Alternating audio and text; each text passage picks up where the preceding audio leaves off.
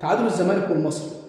طبعا هو ده اقل الخسائر في الفتره الحاليه في ظل الكوارث اللي بتحصل معنا. احنا لنا شكل هجومي ولا دفاع ولا اي حاجه. هتكلم معاكم في كذا ملحوظه ممكن تتفقوا معايا فيهم ان شاء الله. في البدايه احنا خسرنا احسن مدرب عمل لنا شخصيه في الفتره الاخيره واللي هو جوميز، ده بسبب خطأ الاداره عدم التجديد ليه. وطبعا كل يوم بيعدي في شهر يناير واحنا بنحافظ على نفس اللعيبه دي تمام المشاليل المعاتيه، فده برضه خطأ من الإدارة. لكن برضه كل ده ما يديلكش انك انت تفضل تدافع عن جروس. يعني جروس ده أسوأ اختيار في الفترة الحالية بالنسبة لي انا، لأن جروس لا هيديلك شكل بسرعة ولا أي حاجة. يعني ده احنا بنتعادل مع طوب الأرض. احنا كويس إن احنا ما بنخسرش المباريات دي، احنا بنتعادل. ومباراة الاتحاد دي كسبناها عشان الفريق اتطرد منه واحد مش أكتر.